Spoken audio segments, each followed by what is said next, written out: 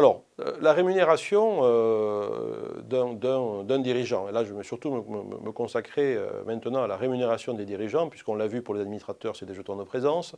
Pour l'actionnaire, sa rémunération, c'est les dividendes et l'augmentation de la valeur de l'action. Là, je me concentre pour terminer ce module sur la rémunération des dirigeants.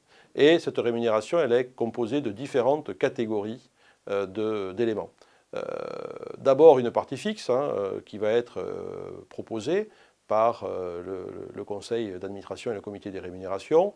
Voilà, en général, on s'aperçoit qu'au final, cette partie fixe ne représente pas la plus grosse partie de la rémunération et que beaucoup de dirigeants et d'entreprises cherchent à d'ailleurs limiter cette partie fixe pour pouvoir plutôt bénéficier d'une partie variable plus importante. Donc, cette partie variable, elle est annuelle et parfois pluriannuelle quand on a affaire à des plans de retraite. Alors, qu'est-ce qu'on a comme élément ici, au-delà de cette partie variable? Alors, je rappelle, la partie variable, souvent, on va appeler ça des bonus. On va appeler ça des bonus dans le terme généralement consacré. Mais également, on peut avoir des dispositifs de rémunération des dirigeants un peu plus originaux et qui sont fondés en fait sur l'idée que le dirigeant doit être aligné sur les intérêts des actionnaires. Et donc on s'aperçoit aujourd'hui que beaucoup de pratiques de rémunération des dirigeants sont liées à l'idée qu'on va essayer de les faire se comporter comme s'ils étaient des actionnaires. Et donc on va leur attribuer un certain nombre d'actions selon différents dispositifs. Alors un dispositif historique assez connu, c'est celui des stock options, options sur actions. Et donc dans ce cas-là, le dirigeant se voit attribuer un plan qui lui permettra d'acheter à une période donnée ou au cours de périodes données, sur des fenêtres, comme on le dit, un certain nombre d'actions de la société à un prix préférentiel et il pourra revendre immédiatement ces actions, s'il le souhaite, pour réaliser une plus-value. Donc là, c'est une forme de rémunération différée qui incite le dirigeant à faire croître le cours de bourse de façon significative pour pouvoir bénéficier de la rémunération la plus forte possible, évidemment. Donc les stock options ou options sur actions sont aujourd'hui un mode de rémunération, je dirais, de type actionnarial. On a ensuite ce qu'on appelle des actions de performance, c'est-à-dire que là, le dirigeant se voit attribuer des actions de la société plutôt qu'une rémunération effective.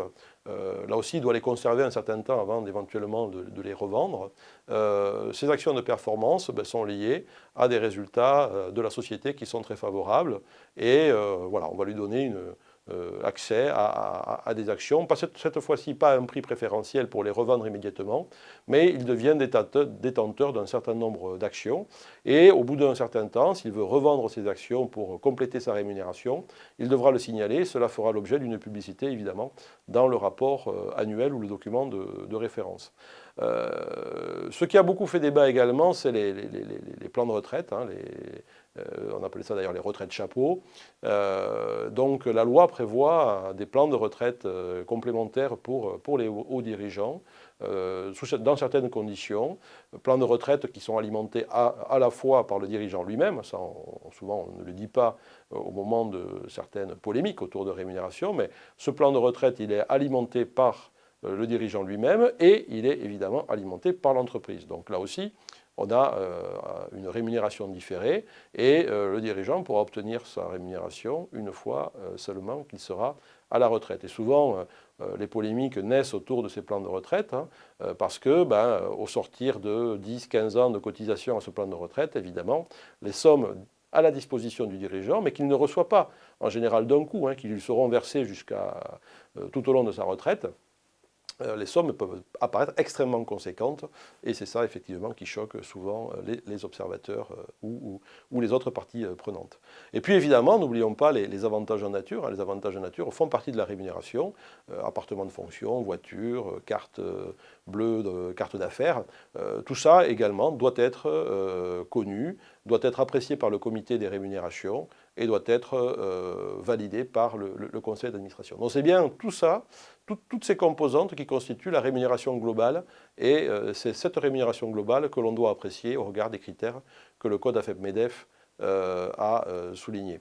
Alors si je reviens quand même 2 secondes sur les administrateurs, donc je rappelle que ce sont des jetons de présence qui sont donc dépendants de la présence. Donc on fixe un jeton de présence en général par une journée de réunion. Donc voilà, donc on fixe un taux, une journée de rémunération, une journée de réunion, que ce soit de comité ou que ce soit de conseil, fait l'objet d'un tarif. Et donc vous accumulez, en fonction de vos participations, vous accumulez ces jetons de présence pour avoir une somme globale annuelle qui doit être votée par le conseil d'administration évidemment, mais aussi qui doit être votée là obligatoirement par l'Assemblée générale.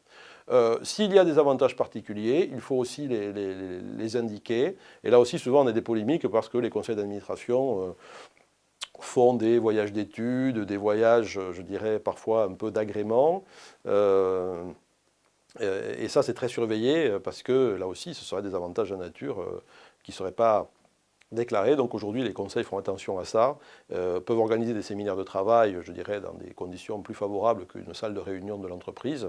Mais on fait très attention aux avantages particuliers dont pourraient bénéficier les administrateurs. Et là aussi, ils sont recensés très précisément dans le rapport annuel.